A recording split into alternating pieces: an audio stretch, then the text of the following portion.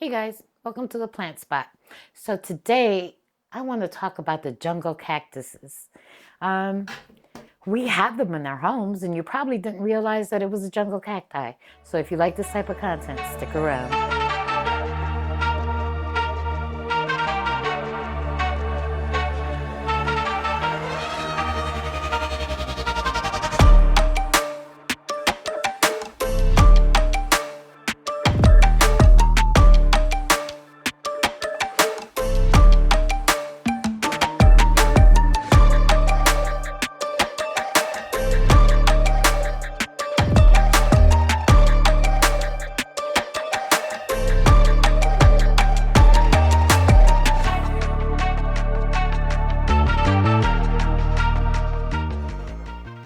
All right, guys, as I mentioned in the intro, today we're going to talk about a jungle cacti.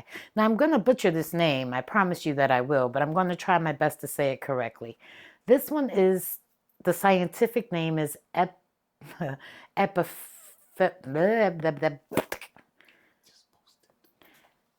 I'm going to show you right here, and we will post it at the bottom. The common name for this plant is Queen of the Night, or it's called a Dutch man's pipe cactus. I know her by Queen of the Night. So, as I mentioned, this is a tropical cacti. Now, when we talk about cacti, we always think about the cacti that, live in the desert, uh, Arizona somewhere, in the sand, that cacti dirt type thing. This one is a little different. So this one and the Christmas cactus are very similar, from the same family. These cacti are actually tropical cacti. They are found, check my notes here. They're native to Mexico, Guatemala, and Central and South America. And they grow in trees. So they're attached to trees, and they just grow that way. What I like about them is that, unlike let's back up a little bit. Similar to the cactus that we're accustomed to, they do grow these little spikes, and while they're not hard and prickly, if you touch them the wrong way, they can be a little prickly, because I have another one that does that. The jungle cacti is easy to grow, in my opinion, because they like some of the same conditions that our aroids like. So like our Hoyas and our philodendrons, these like to be in a humid condition, in a humid environment. Now, that's not to say that they can't grow in ambient humidity. They can, because I do have one in the kitchen that's in ambient. There is no humidifier there. The only difference between this and a regular cacti is that this one doesn't like to go bone dry. So, you know how we let our cacti get dry, because if you water them too much, they can rot, and they'll rot like from the stem up. This one has propensity to do that, but it doesn't like its soil to get extremely dry. These cacti like to be watered frequently, and they do enjoy a bright and direct light. This particular one lives on this shelf right here, and she's under this grow light. Now, this light, as you know, these grow lights that we buy with the tentacles and stuff, they're not very strong, but because she's close enough to it, she is getting that bright and direct light. The Queen of the Night, from what I gather, blooms, but when it blooms, it only blooms at night.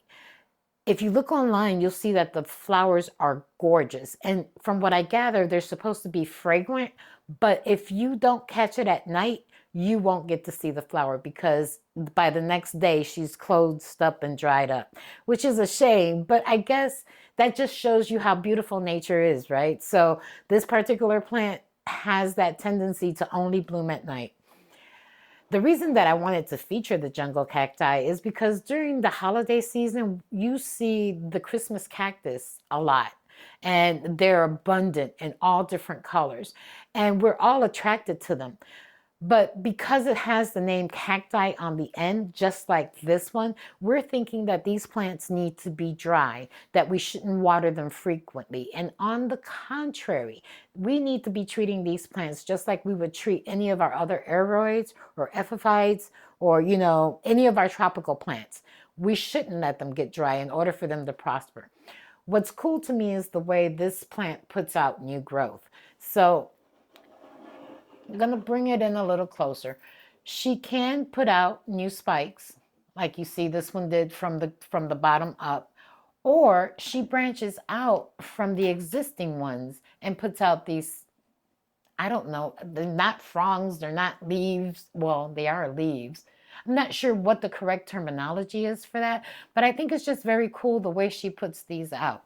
Now, what drew me to this plant, again, was the leaves. We don't typically see cacti with leaves that look like fronds, but when you touch this particular cacti, it's the leaves are very succulent and very, I wouldn't say leather-like, but they're thick, not too thick. And you can tell that they hold water within the leaves, very much like the zigzag cactus. That one is another one that is kind of jungle-ish. I have this one over here, which I'm going to pull out, but we're not going to talk about. That's very similar to the cacti. It's a jungle cacti as well. And she's another that seems to grow in this particular fashion, where she puts out, if I could get her to sit down. She looks like the zigzag cactus, but she's not the same variety. It's a different variety. And when she puts out leaves, they also come from the sides. So she can branch out. Let me turn around so you could see. She could branch out off of a frond that's already there, or she can push something out from the bottom. I find these cacti to be they have this bohemian vibe about them. So if you're looking for a vibey plant that has that kind of bohemian vibe to it, and kind of jungle-ish, this is a perfect addition to your collection. Now, as far as the soil medium, I have not repotted this plant. It is in the same medium that it came in. And from what I can tell, it looks like it has a little bit of sand, perlite, peat. Um, yeah, I think that's all I can tell without taking it out of the pot, which I'm not going to do today. But super easy to grow. If I had to recommend this to a newbie, I would say go for it. I'd give it an 8, only because you need to monitor the way that you water her. When I say she doesn't like to fully dry out, you do want the top part or the top few inches of the soil. So if you look at mine right now, you can tell that it's damp. You can see that that soil is dark, which means that she's still damp. When you touch the top of the soil, if you're feeling that it's super dry, then you need to water her a little bit because she doesn't like to go fully dry. And that's the only caveat I have for a newbie. Be careful with your watering because you could promote root rot. Other than that, this is a beautiful plant to add to your collection. And I am not trying to make you a hoarder. This is just an opinion. So if you're looking for something that's funky, that has a weird growth and is interesting, this is a good one.